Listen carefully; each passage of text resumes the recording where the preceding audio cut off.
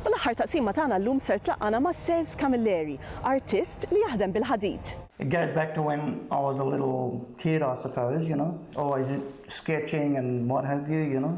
When I'm supposed to be studying and stuff like that, I'd be sketching. When I started tech school, modelling with clay and working with timber and stuff like that, I was always good with my hands, you know. Yeah. And especially modelling with clay, you know. I just natural at it, you know.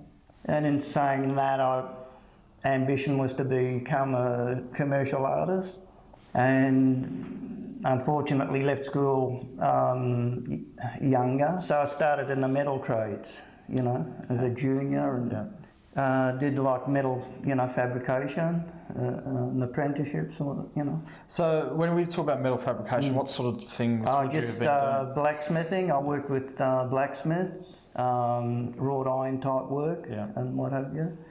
Hence why I do that sort of thing now as well. Yeah. So I design and make gates and doors and stuff like that, you know, and fences and what have you. Yeah. But I tend to want to do my own designs. So when was the first, I guess, opportunity that you started moving away from doing the more commercial work and moving into doing more tailored one-off pieces? How did that come about? That went into when I started working for myself. That's where the art came out, you know. Yeah. What would you say are sort of some of the ones that are still around that maybe people might know? There's one in Maribyrnong Road in Ascot Vale, which is a cake shop. It's called Cakes of Distinction. It's a sculpture of a bride and a groom, and the groom's holding a cake, and it's got movements. It's still, but it's like a still shot. Mm-hmm. The groom's running with the cake. He's balanced on one leg. The cake's on a tilt. This piece that we're standing in front of here, you won an award for it. Yeah, I do. Yeah. Do you want to tell us a little bit about the creation of this piece? What happens is an art gallery in South Melbourne. It's called Smart Arts Gallery, and the owner of the gallery asked me if I was interested in entering a competition to commemorate International Women's Day. So I said I would, and I knocked up 2 sculptures, and one of my sculptures came second place. Oh wow! And this one here came third place. You know. What's the largest piece that you've ever done? There's a sculpture that's in Lorne in a private holiday home. The people there commissioned me to do a sculpture for them, but they wanted something special because of the shape of the house. It was a U-shaped type design, and the courtyard area had to have a sculpture there.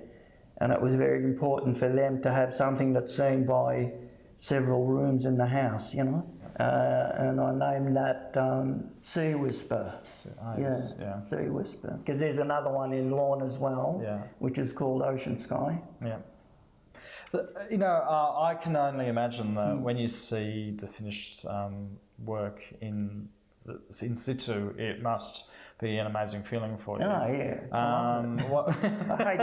I hate it when they leave here. You know, these things. You know. Yeah. You're currently working on a quite large piece out the back there, which is. And that's probably the biggest one that I'm. Do you want to tell us a little bit about this piece? I was contacted by a gentleman in Ascot Vale, and his backyard is the Maribyrnong River.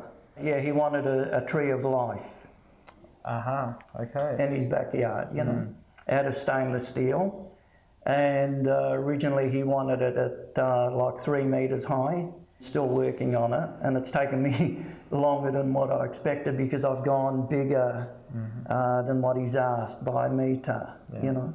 And being stainless steel and branches and leaves and what have you, if you were walking by or running, kids running around, they would have probably cut the top of their heads. Or, so the leaves will be metal fabricated as well. So the whole thing. Will it be coloured or no, be silver?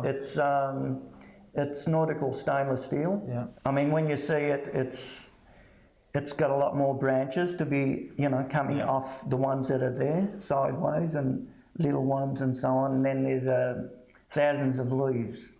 So all those years ago when you were wanting to be a commercial artist and you sort of couldn't pursue that dream and now you're doing this. Yeah, I think it's better what I'm doing. So what does that tell you about the resilience of being able to just sort of follow your passion? I suppose, exactly, Where would you like your work to be seen in the future? If you were able to do anything you liked and get it out there into the world, what would you love to see it go to in the future? No, pretty much in public places, like parks and what have you. Yeah. I do have one in a park, actually. Yeah, which park's that? On the edge of a park in Huddle Street in Clifton Hill, across the road from Clifton Hill railway station. Yeah. It's the shape of a wheelie bin. Yeah. Yeah, but it's all scrolly work, And also in Moonee Ponds, there's a sculpture just off Puckle Street. It's Secret Gardens. Yeah. It's been there about roughly 18 years, that one. It's quite well known, that one. And Sydney has got 8 sculptures that I've done on verandas, Okay, yeah. There's a fish and chip shop with a 5-metre white pointer shark leaping out of the water. And there's a fruit shop with 2 palm trees about 4 metres high as well, with a banana and a hammock. Cool. There's a few bits and pieces, around. U dik l-intervista ma' Ces twassalna fit minn programmi ħorta Maltese DownUnder. Għal dawk li xtuq jagħmlu kuntatt magħna tistgħu tibatulna email fuq maltesetv@gmail.com jew inkella għamlu kuntatt magħna permezz tal-paġna tagħna fuq Facebook Maltese DownUnder. Jiena Marlin nagħtikom appuntamenti ħoral bħalhom ġimgħa fl-istess ħin. Saħħa!